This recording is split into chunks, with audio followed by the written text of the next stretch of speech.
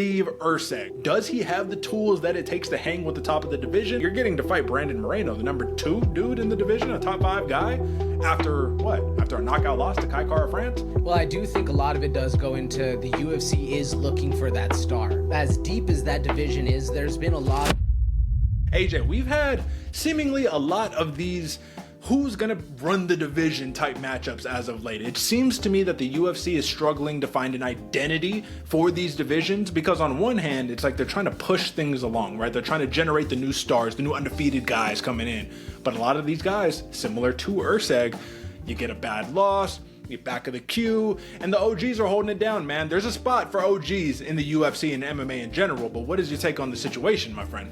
Well, Derick, there may be a spot for the OGs in MMA. We've seen all the stars of the back in the day, right? The John Joneses, the people that have just had that media attention, even the Sugar O'Malley's, right?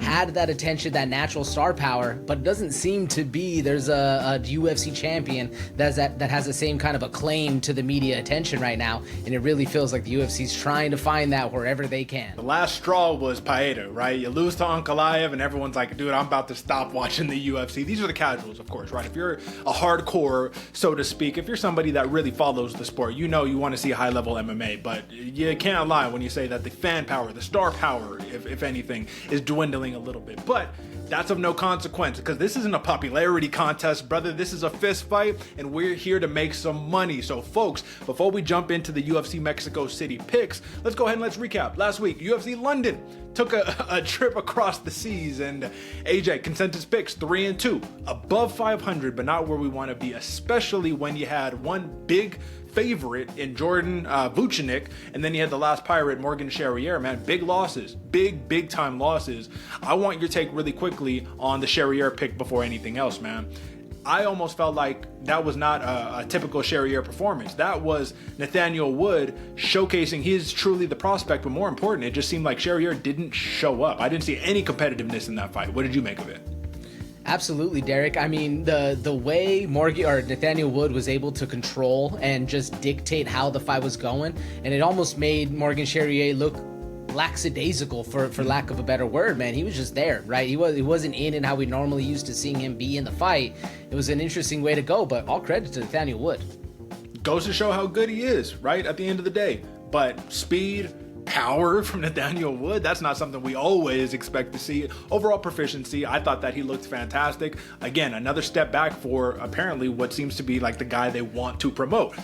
Oh well, a loss is a loss, man. The 3 big wins, Sean Brady, that one, I'm glad I didn't go Leon. AJ, I told you, if it wasn't for that arm, that staff, or whatever you want to call it, I almost went Leon. But Sean Brady gets the big submission victory. Kevin Holland, he squeaks one out against Gunnar Nelson, and then Alexia Dainara, she retires Molly McCann. So we got the job done right there. I did win the week by a slim margin. Really, the only one was our contentious pick. That was my leg up right there in Carlos Oberg. AJ, you've won a lot of money on the man, right? You went against him this time for Jan, and a lot of people are saying controversial. Is there some controversy here, or was a fight the fight, man? No, the fight was the fight. And don't get me wrong, I like both fighters right here, but Oberg won that with speed and range management all day. And it really, when I was rewatching the fight, it took me not by surprise, but it took me at a moment of realization where the old style and the older fighters who were used to just walking forward, slugging and out, going crazy, are basically gone and by the wayside. They're not winning fights anymore. You need to be a well-rounded, tactical machine in there, able to fight various different kinds of styles, or else you're just going to get showed out on, man. Yeah, I mean, there's the false equivalence of if you walk forward, you win a fight. And it's like, well, not quite. Stick and move. That was the whole game plan, and Oberg, he executed, man. That's almost 8 in a row, I believe. Listen, man, he's probably going to be one of the dudes getting the next shot here in the division. Let's talk about the props right here, man. All right, I hit, you missed, and it was almost controversial because on the one hand, you would look at what our props were and you would say it should have been the opposite, right? Heavyweights, over 2.5 rounds, baby. Let's go. Marcin Tybura, he knows how to extend the fight. Excuse me. Christian Leroy Duncan, though, man. How sad were you in the last 15 seconds when the man was kneeing homeboy's face into oblivion trying to get the finish, but the ref wouldn't call it off? You were close, brother. You were close, but no cigar. Talk to him. I was close, Derick, but what made me more upset was where was that the entire 12 and a half minutes, 13 and a half minutes before he actually started getting some aggression going. Literally, it did not look like a CLD fight. He was crazy. He was shooting takedowns, trying to just go for control, going for position. That's what upset me more, because once you brought it out the last minute 30 seconds, whatever the case was, then I was like, all right, where was this? Is this guy just like being paid off? Like, what's going on right here? Now you're hunting the KO after doing nothing the entire fight? I was a little jaded, as you can tell. But to be fair, when your opponent's running from you the whole fight and they're not coming in to cause that car crash, it's hard to find a finish. You got to fight somebody who wants to fight. That's an exciting end to a fight right there. But it is what it is. Key takeaways, brothers: 6 dogs cashed. Callaway Fernandez at plus 270, and Chris Duncan, not Chris Leroy Duncan, but the other Duncan right there, plus 225. Biggest dogs on the card. So that was some big cashes right there. 4 of the 13 fights ended in a finish, all 4 via submission. So take that for what it's worth. And then finally, the meatball, Molly McCann, 7-7 in the UFC. She calls it quits right here after that submission loss to Tainara, who took the fight on pretty much a week's notice right here. Give us a quick allude to the career of Molly McCann, and then we'll keep it pushing.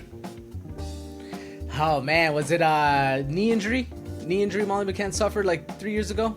Maybe. I don't know. I feel like there was a big shift in the Molly McCann career, because there was meatball, chaotic Molly, and then after she started losing a couple, that's really where we start to see the decline. So I'm happy to been able to witness the chaos, especially when her and Patty would be fighting on cards together. That was a wild time. Happy to see that she seems excited to be retiring.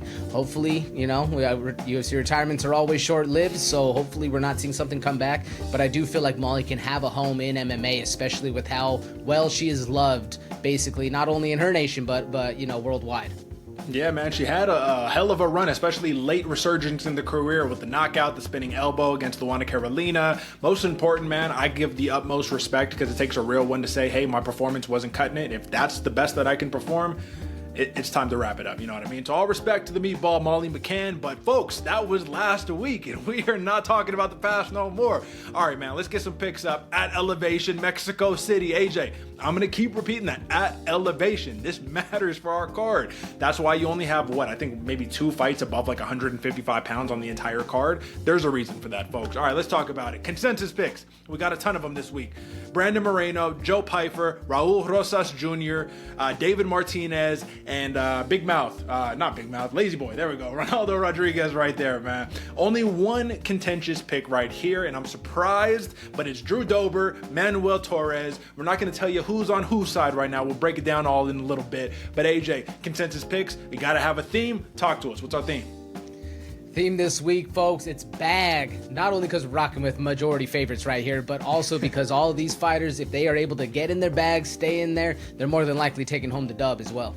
Yeah, fair. People who are looking for resurgences, people who are looking to maintain dominance. I gotta love to see it. All right, we got a couple of good props right here. I'm gonna let you kick off with yours first, AJ. What do you got? Ooh, and we're rocking with the contentious pick right here, folks. Dober versus Torres, over 1.5, that plus 155. I really like this one, especially for being over 1.5, right? You're right in that middle of the mark, giving a lot of credit to Dober's durability as well, and expecting him to look to get this fight to the ground, leading to an extended fight. I like it at over 1.5. All right, fair. And if I'm not mistaken right here, let's just make sure we get correct on that line. Plus 155. I got that plus 135 tracking right here, folks. So cash your bets while you can. It's close enough, but you want to get all the value that you can, of course. I'm going to rock with a newcomer into the UFC, David Martinez versus a somewhat newcomer, Simon Oliveira. We're going to go under 2.5 rounds plus 105. Folks, you have a hammer. You have a dude who comes out incredibly aggressive versus a man who's going to come guillotine hunting. We're going to talk about it a little bit later, but I think the under is going to hit. And if you can cash it at plus money, you got yourself a deal right there. All right, folks, that's where we're going to cap it right now. If you want in-depth breakdown, insights, and all the extra goodies that we got for you, stick around. We got a lot of fun to have. But if not, take your picks, cash them in, comment below, and let us know how much money we made you. You already dig. All right, AJ, it's time to kick it off. Here's to another main card breakdown, courtesy of your hosts, Derick G and AJ. Brandon Moreno, Steve Erceg. Does he have the tools that it takes to hang with the top of the division, or did he just have like a really good matchup against Alexandre Pantoja, and now you're kind of just being thrust into this position, right? You're getting to fight Brandon Moreno, the number 2 dude in the division, a top 5 guy, after what? After a knockout loss to Kai Kara France? How did the pieces align for Steve Erceg to potentially be next in line for a title shot if he gets a win here? Well, I do think a lot of it does go into the UFC is looking for that star. As deep as that division is, there's been a lot of people who have had the chance to be able to be that star, who were looking to climb that ladder and get up there. One of the notable ones that comes to my name is the one that just knocked him out, right? Kai Kara France. You would think a lot of people, or he would actually be clamoring to get that title shot going forward, but it really does seem to be the newer stars, the people that have a little bit wider of a spread, that are getting a little bit more notoriety in the UFC. And I do agree. I mean, I do think as quick as Steve Erceg's come up has been, I think he's right in line to be that same kind of solid fighter where he's able to mix it up in multiple different ways. I mean, we saw at the Pantoja fight, yeah, he hung in there. He had a really good performance, but Pantoja's fairly akin to how a lot of the division fights, right? So if you're able to hang in there with the big dog, you're doing pretty well against everybody else in that division, minus the one knockout that you just had. Yeah. I mean, listen, and I'm pretty sure, I'm not positive, man, but I'm pretty sure Erceg came in as a favorite against Kai Kara France, which goes to show even that much more. Like, that's how impressive that Pantoja performance was. But you have to admit, Pantoja, indomitable force right now, some would say cleaning out the division, but he's kind of a crude fighter, and I say that in all, like, the most respectful way possible. This is what I mean when I say crude. He is a grappler at heart who's going to walk you down, eat your punches, throw big shots, and take your back, right? There's nothing like, how would you say, exemptional. There's nothing that's evolutionary about that. It's bread and butter. It just works, right? Because he's so good at what he does. Erceg, I would say, is that new style, that hybrid style, lengthy, uses a lot of range, distance management, and all that.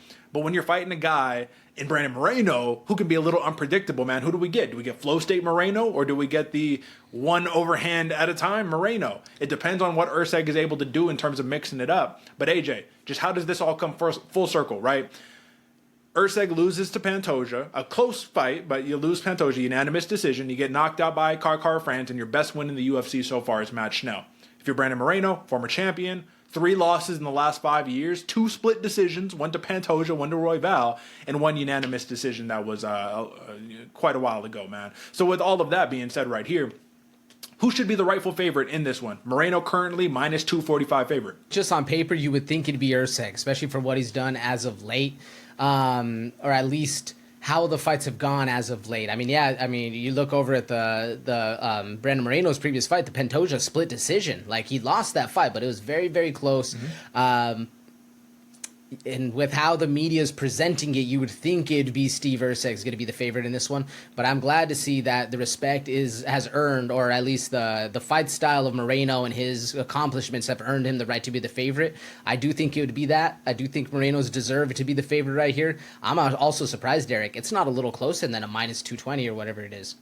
I don't think it should be close. I think there should be a pretty wide line because Moreno has shown, right? Like, his track record shows that he should be the rightful favorite, but again, it's which version of him shows up. I think the man that has the sharper striking, the man who could dictate the pace of the fight better probably is Steve Erceg, even though he's coming off of that knockout. But this is really like the film study that I have here is that Erceg, sick combination boxer, but then he defends with lengthened footwork, which is awesome, right? But if Moreno starts doubling up the same way Kai Kara France did, you lean out, right? Hand on the chin and everything, you lean out and you get just popped right there on your chin and you get put down, right? Moreno has that opportunity, but again, I don't want to harp on this too much. AJ, what version of Moreno is able to set that up? Is it the flow state version, or is it the I'm just going to bomb overhands at you? Because that's the mixed bag that we don't know what we're going to get with him. Yeah, that's a great question, Derick. And even on one of my notes, right, I have find the timing and then bring out that slip overhand right that he does so well. Because if he is able to find the range and the timing that Steve Erceg is going to present, we've seen the tendencies of Erceg, like you're saying, pull out. Even though he has a defense high, it's not high enough to not get caught in the chin. And Moreno has an amazing ability to slip under and then throw a big right hand, but he needs to do a little bit more up front ahead of that. So I'm looking for, like, to answer your question, I'm looking for a little combination of the both. But I do think if he's able to have flow state up front and then find that timing, find that distance, and then land those big overhand rights and just not let the pressure stop, just keep, one shot after another, keep piling it on, let that snowball take effect, that's when he's able to have Steve Erceg overextend, and then Moreno is able to find that chin. If Moreno is going to live up to being a minus 245 favorite right here, does he have to be a complete mixed martial artist to win this fight? Do you think he could win a pure kickboxing matchup against Erceg? I don't think so, Derick, especially because how we've seen Moreno not necessarily get controlled at distance, but almost his striking is nullified, right? And then his pressure gets nullified, especially with Steve Erceg being the longer fighter right here. He's able to do more damage at a distance where Moreno needs to really get inside the pocket and really do some damage with his hands, with his jerky style, right? Have Erceg be confused on how this fight's going and then get to your bag. Yeah, I think the championship medal and the experience of Moreno should prevail in this one, but to keep it as simple as possible, I think Moreno does accept the back foot just like a little bit too much. He gets a little too comfortable sitting off there. So what he needs to do is literally a repeat of Kai Kara France. All right, it's fine if you get corralled up against the cage, but you have to explode forward. You have to take advantage of that lackadaisical defense of Erceg to see what is he going to give you? What different looks? Maybe mix in a takedown. And if that comes to fruition, let's see how we can make some money on this fight, man. If Brandon Moreno is the clear favorite in this one, minus 245 is a price. I'm just going to say that it's a price. I don't know if it's a price that I want to pay against Erceg, who I see has the talent, just hasn't put it together yet. I'm a little bit more interested in some of the other props. So for an example, a decision prop here, again, at elevation, so we have to think about it, but a decision prop from what I'm tracking most recent, plus 130 for Moreno. Are you taking that, or are you in the finish camp? I'm actually taking that, Derick. Even though Steve Erceg got knocked down in his last fight, and we saw how it is possible, and how laying it out, if the slip in the overhand right does come to fruition, I can see that happening. But at elevation, gonna be tired. I do think how Brandon Moreno is able to fight different styles of fights. He's gonna be looking to use his experience to gain control and then work that way. I like the decision a lot more right here. I don't know if I can see another submission coming or another finish coming, excuse me. Yeah, I'm not really seeing a knockout unless he pulls the Kai Kara France right there, unless he lands just the big shot. And I'm a little concerned, man, because if this is a pure kickboxing matchup without too much grappling, I'm actually a little concerned from the cardio perspective of Moreno. I think that Erceg could be the fresher fighter if it goes long. And that's just what we're going to have to see right here. But I guess the big play that we got to make right here is, what are you taking? Moreno? Give us the actual play on your end, and are you entertaining over 4.5? If you like the decision, you either take the decision or you take the rounds. I like the decision, Derick. Moreno, by points, especially at plus 130, if that's where you're able to find it at. I like that way more than the over at 4.5, which I'm looking at is minus 300. Even the odds makers think this is going to be a long fight. I like Moreno for the decision right here. Let's see if you can get it done at plus money, too. All right, like I said, championship medal will prevail. That means that we're going to have a stronghold, if you will, on this flyweight division, man. I just don't know what happens after this one. Let's say Moreno gets the win, right?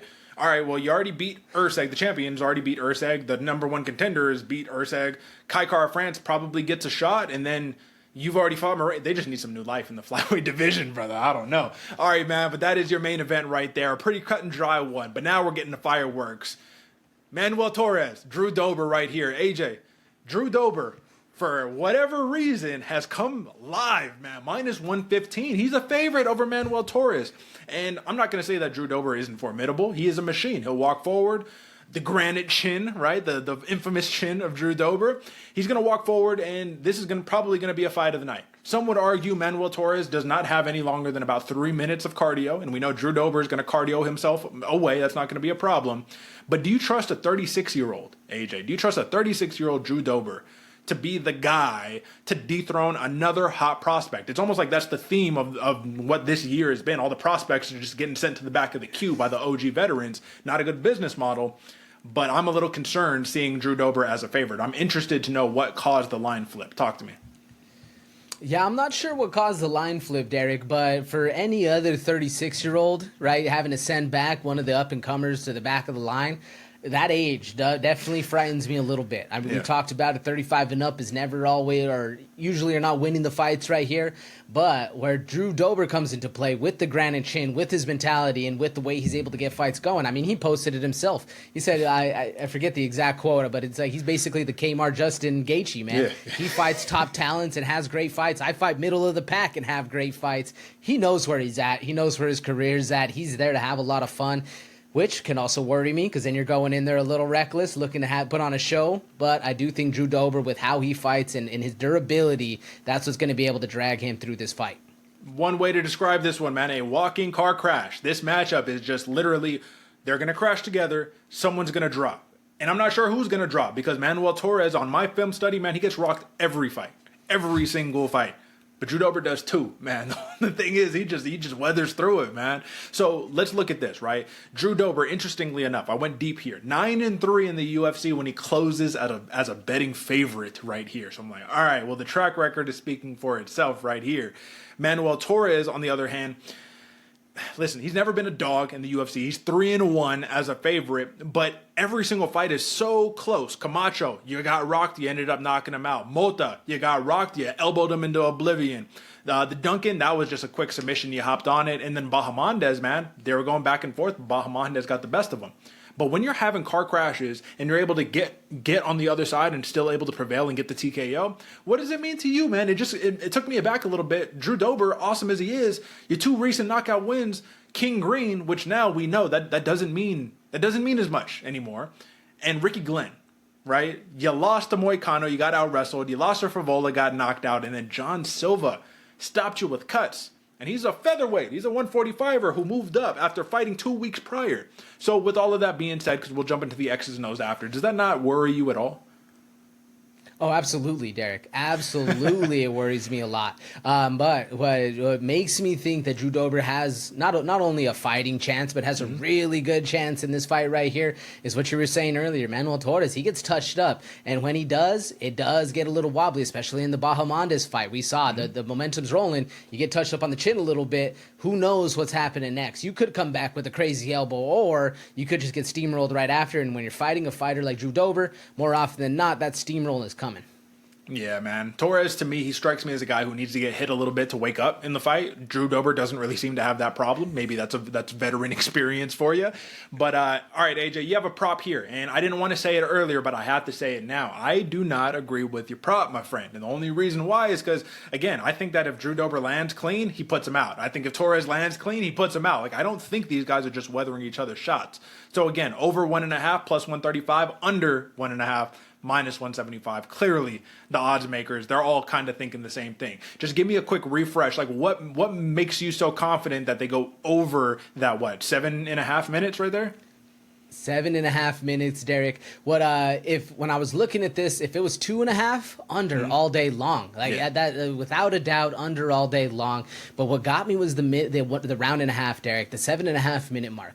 Do I think there's going to be a car crash? Absolutely. Do I think the fight's going to end before that? No, I think this one's going to be past that first round. Then we're going to get in there, and I do think we're going to be looking at that time, right? Looking at that 2.5 minute mark coming up in the second round, and that's what's really going to be it, dude. I definitely think this one, as dangerous as both fighters are, especially at elevation, knowing the gas tank of Torres and knowing that Drew Dober has to be able to find his moments instead of just going there wild. I think Drew Dober is not going to necessarily be patient, but wait for the time to where Torres is just on a downfall and then really start to put it on him and snowball his effect. Well, I hope you're right, my friend, because Manuel Torres and his 15 career wins has only won one time outside of the first round. 14 first-round victories, either submission or a knockout. So let's talk the X's and O's right here. I'm going to take the under. I think it's going to be a knockout, but I am also intrigued. And what does the submission here look like, man? Drew Dober talked about against, I think it was against John Silva. It was against one of them where he was like, yeah, I'm going to do a little bit of wrestling, right? Like, he thinks he can grapple a bit, right? Which is awesome. But Manuel Torres is a sick grappler. Like, he can snatch up a neck. He can really make things interesting that way. So if the fight does extend, what do you think about a Manuel Torres submission? Where is that on the table for you? Pretty decent, actually, Derick. I mean, I'm looking at the odds, too. He has obviously a way better submission prop than Drew Dober's going at him.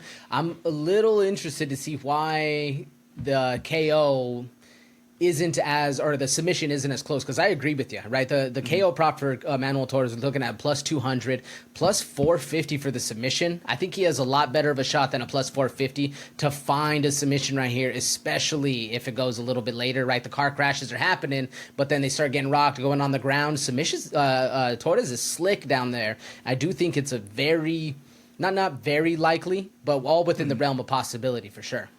All right, fair play. Well, folks, again, I think that this fight's going to end a little bit early. Hopefully, no funny business. You have a switch fighter in Torres versus a southpaw in Dober. Let's not forget, though, right, at the end of the day, 36-year-old Dober, 5-5 in his last 10, finished in 3 of his last 5 losses right there.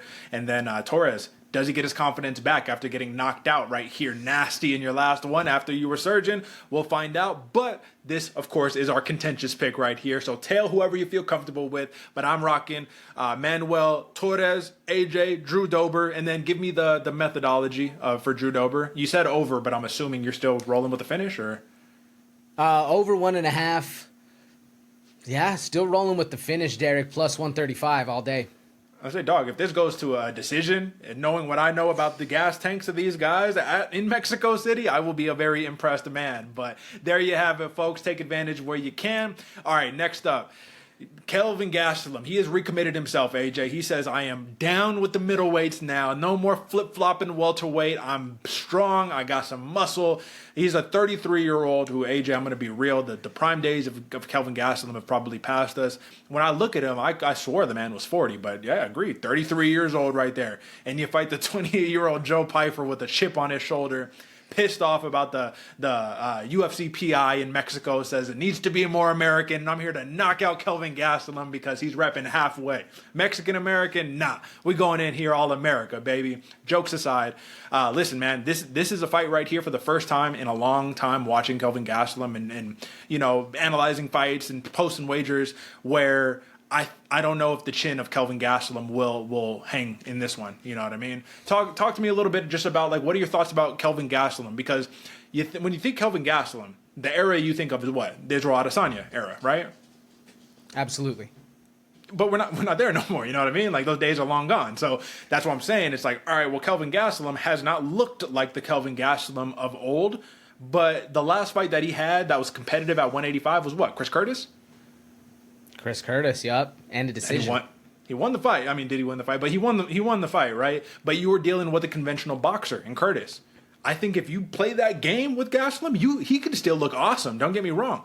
But I think Joe Pyfer is going to try to knock his head off, take him down, TKO him on the ground or submit him. I'm not confident in the gas tank of Pyfer for 3 rounds, but I don't think it's going to take that long for him to be able to get it done. What do you think? Yeah, Derick, I mean, I agree with you, and I was going back and looking at all the Kelvin Gastelum fights, right? You'd look, and you're like, man, this guy, he's durable, he's good, never been knocked out, literally, nope. never been knocked out. But this is the fight, man, where this has a good possibility of happening. I mean, Joe Pyfer, long, lanky, he hits you with power, like, this guy, comfortable at range, ending close, like, he's able to do it all, right? Like, Joe Pyfer is one of the new breeds of fighters that we're seeing going, and I agree with you. As even what you were saying, when you think of a good Kelvin Gastelum fight, you think of a prime Kelvin Gastelum, is Izzy Adesanya. Now Izzy's basically gone. I mean, he's not like he's out of the UFC, but we've seen the time pass him, and it's the same thing for Kelvin Gastelum. I think it is out of there. I'm more curious if Joe Pyfer is able to get a finish, right? Does he try to be the first person that knocks out Kelvin Gastelum? Because I agree with you, it could happen from a takedown and then a ground and pound. Or does he take the submission? Because Kelvin Gastelum's been finished by submissions, I want to say, like 3 or 4 times. I don't have the actual number up, but that he has been finished before by submission. It seems to be the smarter path. But also, I mean, first person to knock out Kelvin Gastelum is a notch for your belt.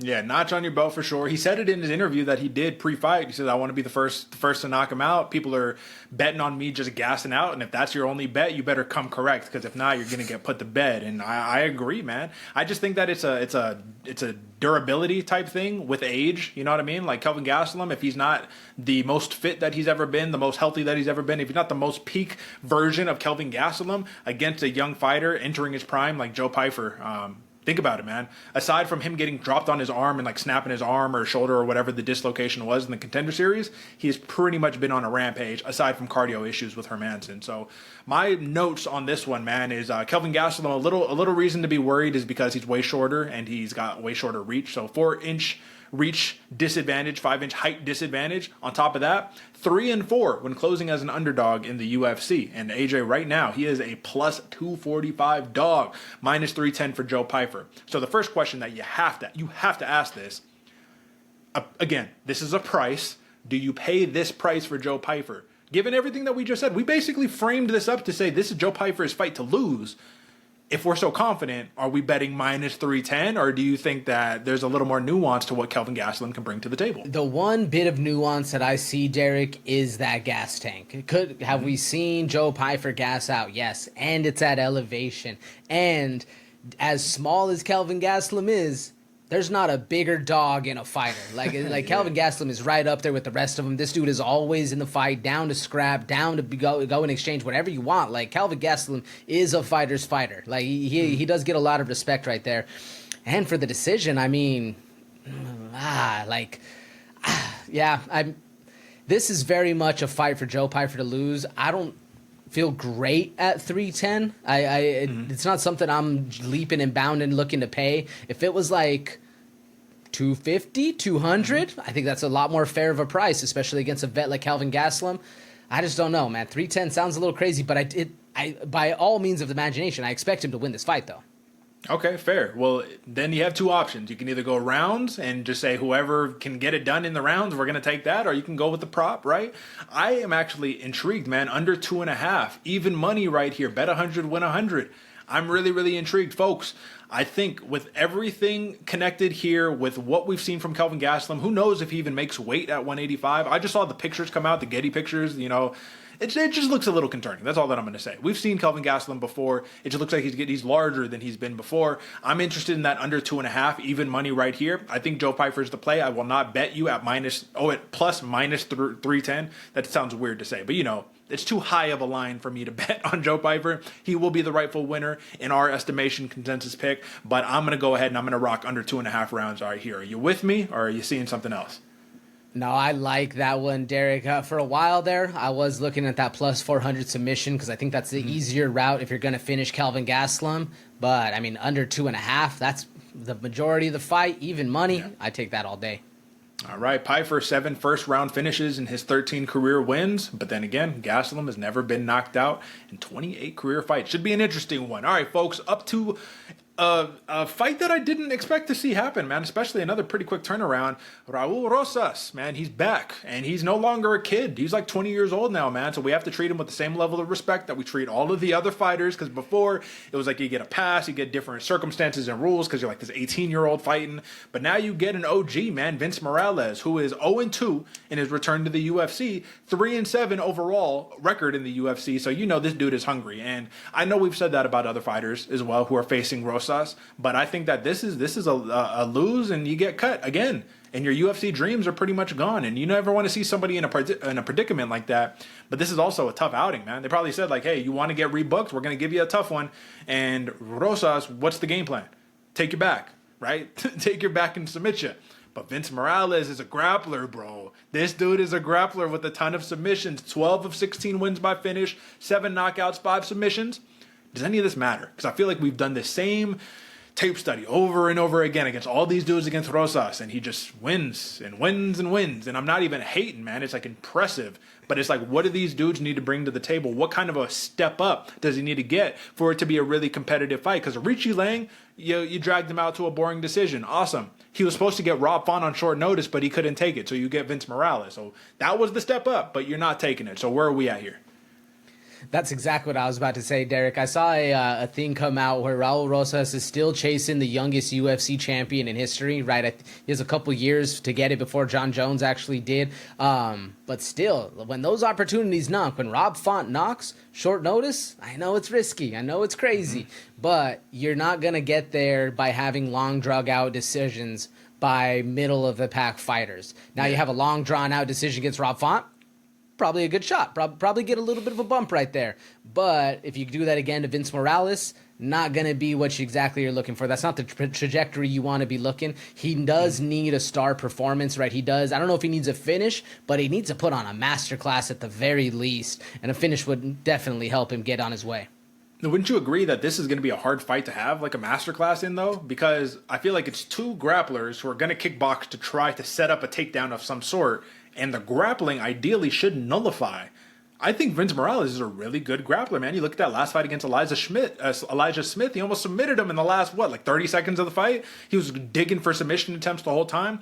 That's why I think Raul Rosas wins this fight, though. Because I think that Morales is much more submission hunter, meaning that he'll jump on an opportunity and might not get it, versus Rosas, who is more of like, I'll control you and I'll chill. I get a lot of the same vibes from Rosas and Ronaldo Rodríguez, where it's like, I'll hang out. I'll put the backpack on you. I'll beat you up a little bit, and I'll make sure I win this fight. not really just trying to jump on the submission. If I do and I don't get it, I'll get back to control. Morales, like I said, I see it a little bit different, especially with the urgency and the desperation that comes with I have to win and I have to finish this kid. This dude that is surging right now, who people are saying is an unbeatable guy, more or less, unless you're C-Rod. But all right, let's talk about it though, man. What are the paths to victory right here? Because if we're looking at submission prop, for whatever reason, plus 275 for Rosas, plus 1100 for Vince Morales, man. So they're not giving him any shot for his submission. They're really not giving him a shot at all. Do you like plus 350? No, you're already shaking the head. No love for Morales? I mean, I do like Morales, and I think there's a world where he can get this done, Derick. But the money, I mean, it's there's a reason why Raul Rosas is such a favorite right here. Yeah. The submission, I think, is going to be his best route, especially one because Morales has really good eyesight at range. He sees the punches coming. He's arguably a little bit better of a striker right here, or at least defensively sound. He's able to see the moves. He's able to put some traps forward, and then he's able to get to his position. But I agree with you. He hunts the submissions a little too heavily, whereas Rosas is just looking to control you until the openings present themselves. Vince Morales is looking to make the openings present themselves, which does worry me a little bit. Plus 385, I do give him a lot of shot, Derick. I don't know if I'd throw a hedge on there, but I do think he has the ability to at least put up a good fight right here. All right, interesting rounds question right here. Let's say they do just go old school, man. They go Damian Maia versus Ben Askren, and they just grapple it up. Like, let's just say, right? Who gasses out first? I'm interested because the 2.5 is the over right here. Minus 175 for the over, again at elevation, plus 135 for the under.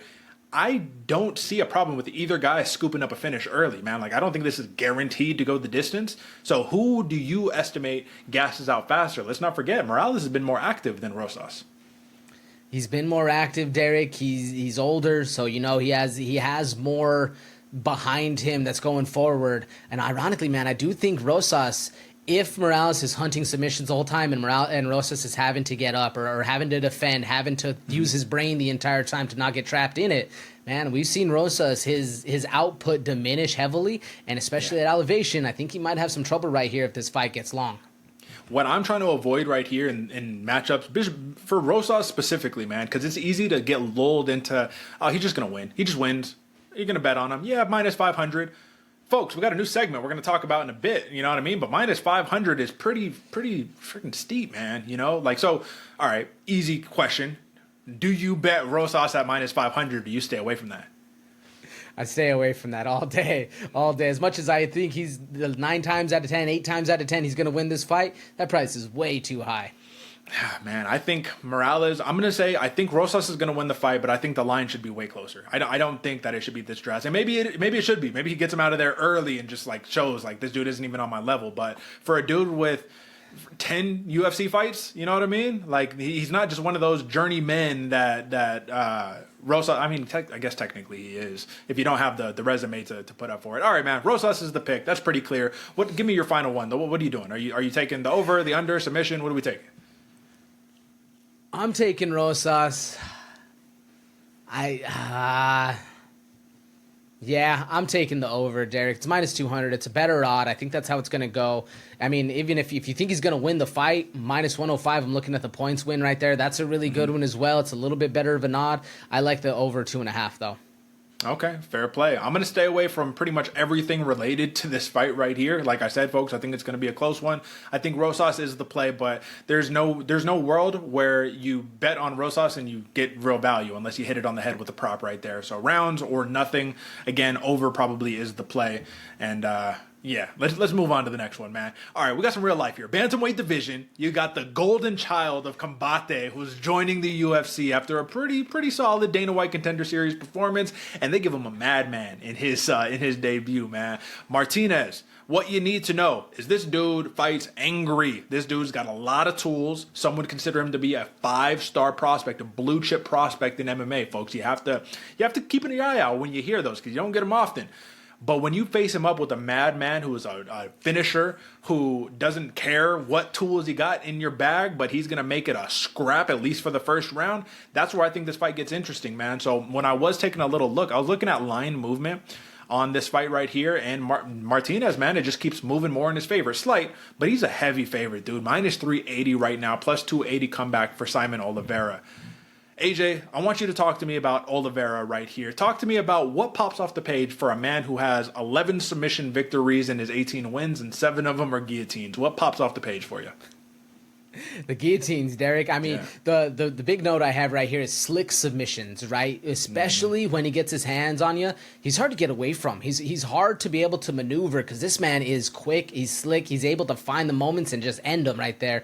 And also, he has good pressure at range and uses it to close the distance and get his hands on you. It's exactly what you want to see with his style of fighting. He's able to put himself in the right positions to be able to get where he needs to go to finish that fight.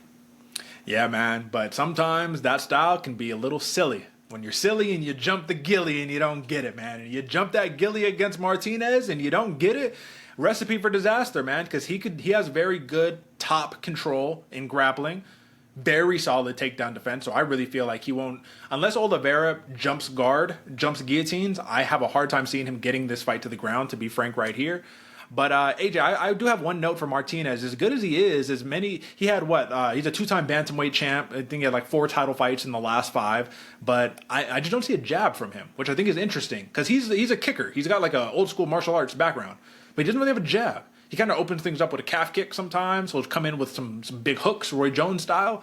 But when you don't have a jab and you're such a blue chip prospect, man, like how far can you get without the jab in 2025 MMA, dog? Like this is in 2006, you know?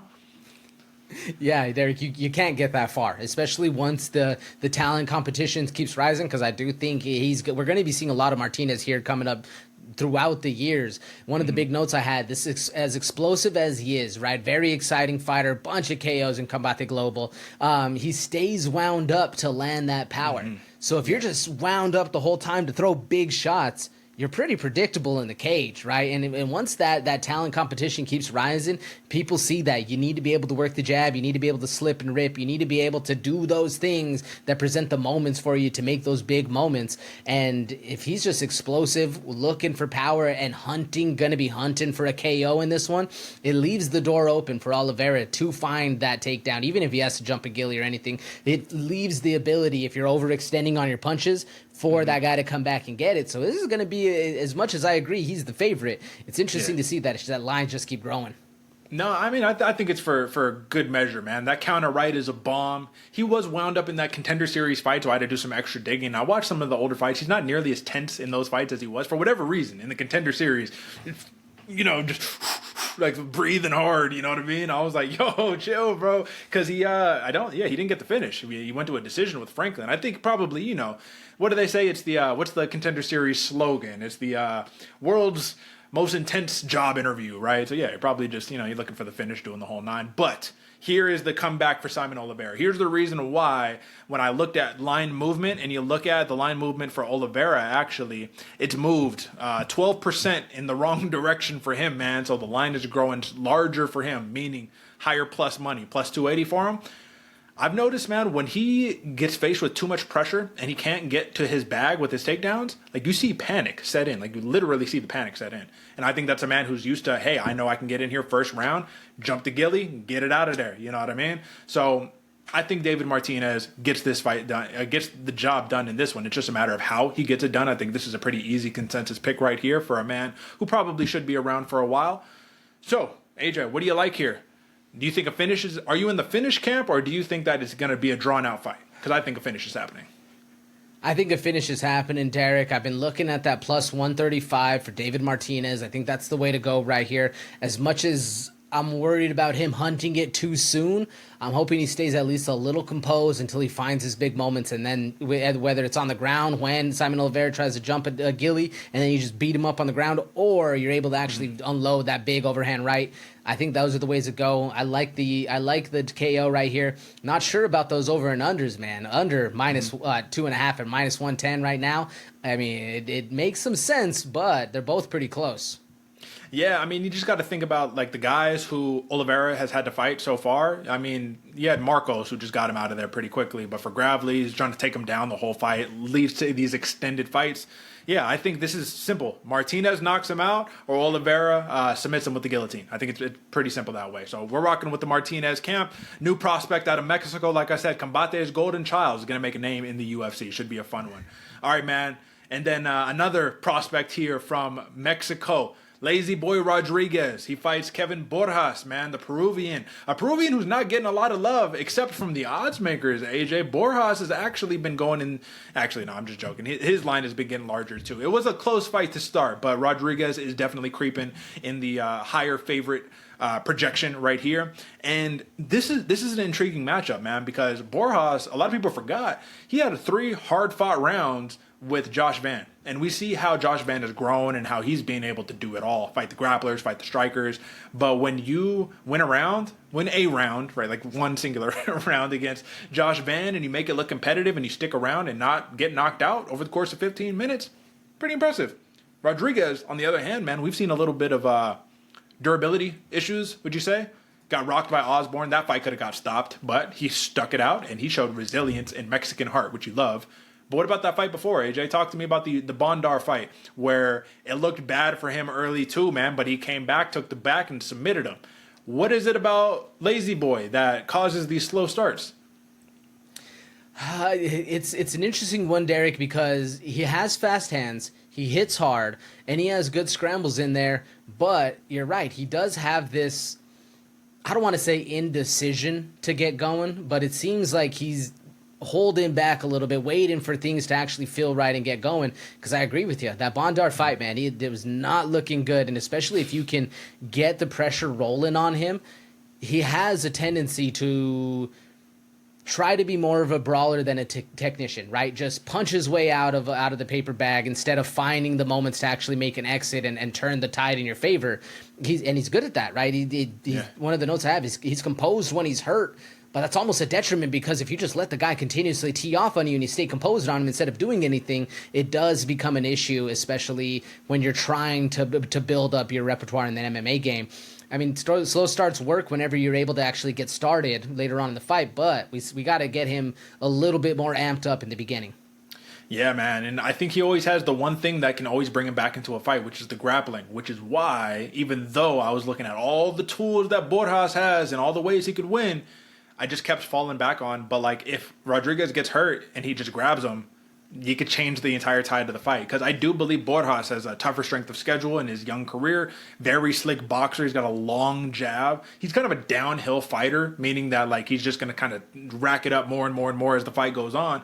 But Rodríguez is a guy where, even though I know you said he has fast hands, I don't think he has the fastest hands at 125. You know, I think he's like a touch slow for the division, but he has that heart and he will stick around for all 15 minutes. Even in this elevation, I'm confident in the cardio of Rodríguez here. It's just a matter of can you wake up quick and can you get to work? So, grand scheme of things right here, man, if you're looking at Borjas, I mean, if you're looking at a value pick, I actually like plus 130 if you're looking at the dog side of things. But I think Rodríguez at minus 155 is a pretty fair bet. I would actually bet this right here. What do you think? It's a very fair bet. Very fair bet, Derick, especially for how the styles are going, because I agree with you. If Borjas is able to get going and get that snowball effect up and running, he has a good shot of looking really good, especially at the start of the fight, right? That first round and a half, I think it could be looking really good for Borjas, but he's a little bit more one-dimensional, and if Rodríguez is able to get this fight to the ground, Borjas needs a lot of work on his ground defense right here, and that's where I can see the fight really coming to fruition for Rodríguez. Yeah, it's the last fight too. Costa, right? He had 2 paths, right? It was either knock you out with the big shot or take you down. And I think the threat of the takedown froze him up. And I think that we're going to see that again here. Again, it's just a matter of Rodríguez. Can you avoid the big bomb early? Can you weather the storm and get past it? And if you can, I think that you got a pretty solid favorite right here. But if we're going to look at just one more for the undecisive people, for the people who say this is too close for comfort and I'm not willing to pick a side, 2.5 minus 175, under is plus 135. What do you like? I like the over, Derick. I would like it better at 1.5, obviously, but I mean, over 2.5, minus 175 at elevation, especially with how we're expecting the fight to go down, right? Like I do think this one's going to be a little bit longer of a drawn-out fight, and at elevation, with the tank really starts to get gassed, we can see a little bit more of a sloppy performance from both fighters. I like the over right here. All right, fair enough. I will say Rodríguez, 3 finishes in his last 5. Borjas, 2 finishes in the last 5. So something to think about. But folks, that was your main card for UFC Mexico City. If you're still around at this point, Subscribe if you haven't done so already. Tell a friend to tell a friend, because it's your favorite fighter's favorite fight show. But we were on to the exclusive portion of the program, the bonus plays. And now, the Bloody Water Podcast presents your Fight Night bonus plays. Nothing shared on social media, not the main card picks, but sometimes we dive a little bit deeper and we try to give you a couple of plays that are going to hit for you. So, AJ, I'm going to go in reverse chronological order right here, and let's open it up. This one will be a main card fight that we discussed, but let's talk about Kelvin Gastelum versus Pyfer. Intriguing play, over 2.5 at -120. What do you got there? Yeah, Derick, -120. The odds are interesting right here. When I was looking at this, they were basically the same, the over and under. It was interesting to see that a lot of the odds makers are almost confused right here. Gastelum, like we said, never been KO'd, still very dangerous, and especially even against top-tier opponents, he can still in this fight. Could either fighter finish the fight? Sure, it's definitely a possibility, especially more likely for Pyfer right here. But I think with how durable and talented Kelvin Gastelum is, I think he has a good shot at getting to the over, but I still like a finish right here if you're a Joe Pyfer fan. Yeah, I think that this is the play if you're betting on the experience upside of Gastelum to extend the fight. You might not bet him to win, but you can bet him to extend the fight, if anything. So that should be an interesting play right there. All right, next up, man. You hate to see it, but you love it as well. Rafa Garcia versus Vince Pichel. Garcia by points, -185. I think that's a pretty clear-cut bet right there, but what do you got? Yeah, very fair bet. I mean, majority of both of these fighters' especially most recent bouts have been going to decision, and I'm giving a lot of respect right here to Pichel's durability. I don't see a finish happening, so I do like Rafa Garcia by points, and he is a big favorite as well, if I'm not mistaken. Another one that almost made the cut for the segment that we're going to run up here in a minute, man. Rafa Garcia -550 against Vince Pichel, the 42-year-old though, right? So the gifted one, Rafa Garcia. Let's see what you got. All right, man, this is an interesting one. Jamal Emmers by knockout here against Gabriel Miranda. I like it, but you know what happens in a Jamal Emmers fight, man. The knockout could be there until it's not, but +135 that's still juice for a knockout here against Emmers. Absolutely, Derick. Absolutely juice right here. I mean, you're getting, especially when the time was looking at this, you're getting a -312 favorite with 8 KOs on his record in a favorable match if it stays on the feet. The last 2 fights he's had, both have ended in KO. 1 win, 1 loss. But you're right, the knockout is always present. All right, and then you got one more right here, which, again, main card play, so we'll keep it short. Rosas Jr. versus Vince Morales, over 2.5 rounds, -180 is the play on that. And to give us our concluding play right here. Yeah, Derick, as close as we think this fight goes, if it does get to the ground, I don't really see either one of them just steamrolling one or the other right off the bat. I can see this one nullifying each other and then having a washing machine style of fight at elevation, leading to a longer fight right here. I like the over. All right, my man. Well, listen, there can only be one, so what's the official elevation play, the UFC Mexico City play? What do we got? Ooh, it's interesting to go for Rafa Garcia by points. I'll let the cat out of the bag. That's what I think the bonus play is right here. But at elevation, this is going to be a very interesting fight card right here. Like Derick said, massive favorite. Points on the board, -185. It's one of the best props that he has on there. I like Rafa Garcia by points. All right, fair play. You heard it from the man himself, folks. So go ahead, cash your tickets, and let's move on. AJ, let's move on to the most exciting portion, the most important portion of the program. You want to uncover the narrative that we've been talking about here today. What have we been saying? The UFC needs new talent, new popular talent that gets the people going. There's only one place that they can start. They start as a sleeper. You start as the unknown. Just like you play a video game, you start as that unknown dude, rise to glory. Well, that's what we're covering here today. Time for some fight night. And if you ain't paying attention, you're gonna sleep on me and I'm gonna wake you up. And AJ, you have a hell of a sleeper, my friend, that I want you to kick us off with that middleweight. Talk to him. Absolutely, Derick. We're going to Tiba Gautier versus Jose Medina at 185, folks. Gautier, right, still very green, but this dude hits hard, has solid technique in his striking. Medina, slower paced, very technical striker, confident and durable, and especially when he's able to work his combos, man, very slick striking. What you need to know, folks, 15 combined finishes with both fighters having majority KOs right here. So expect the fight to start fast.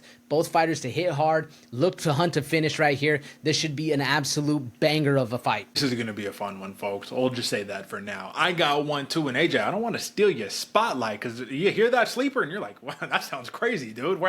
Yes, I'm in. Take my money, right? I got another banger. Obviously, we just talked about it, so I won't go too far on it. But Jamal Emmers versus Gabriel Miranda, folks. There's a reason that those lines were looking the way that they were. 145 pounds, 28 combined finishes between the two. But you want to know a crazier stat? 20 of those finishes came in the first round. Expect violence. Expect a early stoppage, if possible, hopefully. Really, Emmers is going to try to keep this fight standing. Accuracy, striking, volume to stave off the pressure and the submissions of Miranda. Got to have takedown defense because Miranda's going to try to get it to the ground and make it interesting. His entire goal really is to get it out of there in the first round, get you on your back, and just take advantage of the fight. Emmers has to do everything in his power to stop it. And if history repeats itself, if the track record speaks for itself, again, folks, you are tuned in for almost a guaranteed finish right here. So banger sleeper, tune in. And like I had said earlier, Jamal Emmers, the knockout is always there until it's not. I'll say what I said, you know what I'm saying? All right, folks, that is your sleeper section, and normally we'll jump straight on over to a mailbag to conclude, but we're going to give you a new section here today, and the section, we're going to explain it briefly, and we're going to jump straight into it. The empty carton pick of the week. AJ, an empty carton pick, it could be summed up pretty clearly when the juice simply is not worth the squeeze. In other words, how would you describe this here, AJ? What kind of fighter are we looking for when we're describing our empty carton pick of the week? Is it a good connotation, a bad connotation? Talk to us. I don't know if I'd say it's a bad connotation, Derick, because you got a lot of faith behind you. The odds makers just thinking you're going to be the next star, right? You're just a massive favorite. You're going to come in here and steamroll. But it could be a bait for the casual bettors right here. So you got to make sure you keep your eyes wide on these ones. And I agree. I do think sometimes, especially with how the media and how the UFC machine works, these can happen pretty frequently. 100%. So, folks, this is our PSA to you for the more casual fans. And again, no disrespect when we use that term. We say it in the sense of if you don't have the time to sit here and track all the fighters and all that, you might look at a card and say, oh, minus 400 favorite? Yeah, of course they're going to win. I'm going to bet on them. I don't know why you would bet that, but, you know, you might say that, right? If you're not deep into, if you're not degeneracy like us, right? But, folks, not always your wisest bet. So, our introductory empty carton pick of the week, unfortunately, it is going to go hand in hand with AJ Sleeper, but it's because you got that fun of a fighter. Atiba Gautier, in his UFC debut, minus 475 favorite against the indestructible chin known as Jose Daniel Medina. Watch his UFC fights. Watch his fights in general. The man takes a ton of damage, a ton of punishment, and you know what he does? He says, yeah, come on, give me some more. I'm going to get back up. I'm going to smile in your face, and we're going to make it a brawl. And I might lose the fight, but I'm going to extend this thing, and you ain't going to put me out. So the juice simply is not worth the squeeze. Atiba Gautier, as you had mentioned, AJ, he is raw, but he is a specimen. 81-inch reach. The man is built like a Greek god who can knock you out in one shot. But I don't know if he's going to be able to do it to Medina. So while he very, very well might win this fight, minus 475 is a ridiculous play, and that is our PSA to you right there. So that is the introductory empty carton pick of the week. Folks, this is one that we will share on social media, so check us out, man. We'll post them weekly, give you the empty carton pick. All right, AJ, now it's time for the mailbag, and we got 3 questions here today, or 3, how would you say, submissions that we're going to be covering here.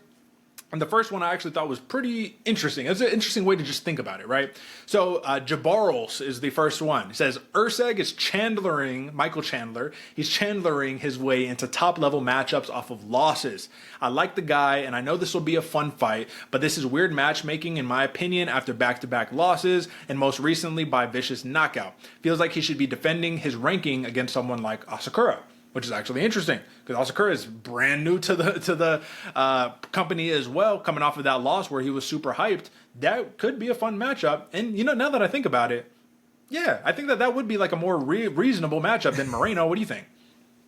That's exactly where my mind went too. I was in agreement with everything he was saying, right? Like this is exactly what we were talking about. It's interesting to see how a UFC fighter can come back after back-to-back losses, especially a vicious KO like we saw, and the guy that KO'd him not fighting the number 2 person up in line for the championship belt. And I like the matchup against Asakura. I think that makes a lot of sense. 2 up-and-comers looking to get to where they need to be to fight for the title. I mean, it's a longer path for the UFC to have a star. But what happens when that guy you want, the new cash cow, gets knocked out again? You're back to square one. So, I mean, I like where Jarbel's head's at. Yeah, no, I think that's fair. Like I said, maybe my man should be a matchmaker for the UFC right here because, again, that just makes a lot more sense. We'll see what happens, though. This is where opportunity presents itself, and you just take it when it's presented to you. I think he had even said, I think Erceg was like, hey, listen, this is a scary fight, bro. In Mexico City against a guy I've watched forever, it scares me, but like, yo, I'm down. Let's do it. I'm going to take that with both hands. Like, let's rock. So, respect. All right, man. Next one. Asuna, 09. Says, not sure if this is just the state of light heavyweight right now, but I see Carlos Ulberg as overranked after being gifted a win against Blachowicz last week. So, interesting, AJ, because when I asked you about it, you agreed. It was a pretty clear-cut victory. I get it. I get it from the perspective of people saying, but Blachowicz landed the cleaner shots. He walked forward. He should have won the fight. He's been robbed by split decisions against Ankalaev and, the draw against Ankalaev and then the split against Pereira, right? Like, I get it. But at the same time, that's scoring. What do you think? Yeah, no, I can see where people are thinking that Carlos is overranked, but at the same point, who else is in the light heavyweight division? Like that's really where all this comes down to. Yeah, I truly believe, even though I was betting on Blachowicz to win that fight, yeah, did he have good moments? Yeah, but were they devastating? Were we really thinking like, oh man, Carlos Ulberg is in a bad spot right now? No. He was controlling distance. He was working speed. He was working range. Like, the guy looked good. It was a clean fight. Like, I do think the right guy won the fight. Is he overranked? Probably not, because, again, who else is there to really just be the guy saying, like, oh, I deserve to be over Ulberg? No, man, Ulberg's been on a run lately. Yeah, and when I just pulled up the rankings right here, bro. So you got Pereira number 1, Yuri number 2, Ulberg at number 3, so he jumped up from 6. Jamal Hill at 4. So you got former champion, Ulberg. I get it. They're like, huh? And then former champion, and then Jan, former champion, then Rakic, title contender, Khalil Roundtree, Krylov, and then an abysmal kind of state of affairs, if we're being real here. You got a bunch of people who are looking to enter that next upper echelon. I think what you're just seeing is stagnation in divisions, man. Especially if you can't hold down the belt, it becomes this rigmarole of just like revolving door, guys that have already beat each other. It holds up divisions, literally. It makes it weird because you're like, why am I watching a rematch after rematch after rematch? But maybe this is just okay. So let's just entertain that part.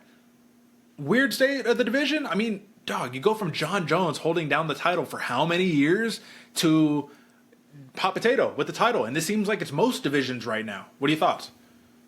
Yeah, no, it really does. It seems like that's how we're going, and that kind of goes back to what we were talking about before, where the UFC is looking for that star to grab hold and keep hold instead of just passing it off left and right. I mean, hopefully we'll see it in like a DDP or an Ankalaev going forward, but even going back to what they're saying with the overranked, I think there's only one person that should be ranked higher than him, and it's Jamal Hill.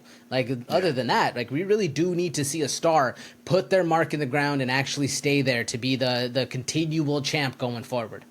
Yeah, that's true. Because some people would probably say Khalil Roundtree because of the Pereira fight, but Khalil Roundtree's best win was Anthony Smith, right? So like, not quite. You can't quite call him there. Technically, Ulberg, you got to win over a former champ. So I mean, it speaks for itself. All right, man. Cool. So last one, under overs 1. This is finally we got enough. It's been some years. All right, verdict is official. Jeff Molina, if y'all remember him, flyweight, he gets a 3-year suspension for knowing about the Darrick Minner fight fix. This is the whole James Krause Glory MMA controversy, COVID-ish times. Says Piotr Jan fought on 2 bad knees and won without mentioning it before the fight. Molina wasn't guaranteed to win that bet just because Minner was hurt. Sleazy books are just salty. Someone in the public got info before they did for once. Interesting take right here. This is a pure gambling take. Just saying like, yo, at the end of the day, Molina probably shouldn't get a 36-month suspension, retroactive, of course, but shouldn't get this crazy suspension based on what his testimony was. Actually, I was reading a post that he put, and I don't know, who knows, man. This is just what he put down. But he's like, listen, I bet under $500 on this thing, dude. You know what I mean? Like, y'all are acting like I'm making millions, insider trading, all of that. Like, this is a pretty minor offense. And knowing that nobody is ever 100% in a fight, and fight camps are very clearly aware of that knowledge, it seems like it shouldn't be as big of a deal. So before you give me the answer to this one, or your take on this one, I also want to put in, he made a pretty ridiculous comparison, but there is some merit here. He says Conor McGregor can post his bet slips every week and nobody bats an eye, but I do my little whatever, and it's this is a double standard, more or less. What is your thoughts on this? When you're the top guy in the face of the organization, you can do what you want. You know, you're the Conor, you're McNuggets. Yeah, you can go out and you can do X number of crazy things, and people aren't going to bat an eye because that's how much star power he is. But I do agree with you, Derick. I think this is pittance to what could be out there, to what could be going on behind the scenes. I don't think he should get a massive suspension from this one. This is one of those where you knew what was going on. It'd be shame on you to not bet that way. You know what I'm saying? It's one of those. If I get information, I'm about it. That's what we're running with. Mm-hmm. Should this be some kind of big insider scoop? No, not really. I mean, is it not cool? Yeah, but does it happen all the time? Yeah. Yeah, it's tough, man. Because if you're like a 12-12 fighter, you know what I mean? Yeah, you're gonna try to have a side gig. You know what I mean? How much are you making per year? Think about it. You get 1, 2, 3 fights a year. You'd be better off just a regular retail job or something. You know what I mean? You'd be in the same ballpark at least. You're not getting punched in your face for it. But I don't know, man. My biggest concern here is that Jeff Molina has had this scrutiny and technically still part of the roster, but it's like, what happens to him? You know what I mean? Do you ever recover? Can you recover from something like this happening in your career? Can you ever say, I'm confident Jeff Molina will be a top 10 contender after all is said and done? I can't say that. I can't say that right now, Derick. Yeah, not at all. Yes. So you're robbing somebody of their prime in the most popular promotion in the world. I don't know, man. I think it's just a bad look overall. I think if anybody should have gotten anything, it should have been who? Minner? Because I think Minner bet on himself or something like that, and he couldn't do it. I don't even know if the rules were officially in place when this happened, though. That's the thing. Oh, actually, no, I take it back. He had actually put also, I just thought of this. He said that he's only guilty of one thing. He continued to bet on the sport 2 weeks after they got the email that says, hey, you guys can't bet anymore. So it's like, all right, how about a slap on the wrist? How about not 3 years for 2 weeks after? You know what I mean? Like, all right. Anyways, man, no need to beat a dead horse, but I think that's an interesting place for us to end. So, folks, UFC Mexico City, we covered the whole 9. And our heads up, AJ, we're out next week, right? But we're coming back harder than ever. Hold it down for me so I can figure out there we go. We got it. We're going to come back for Volkanovski Lopez. You can't miss that, right? Can't miss that, folks. It's going to be a great week this week. Like Derick said, we're not here next week, but we are still going to provide you value going forward. So make sure you tune in. Winning money at Elevation this weekend.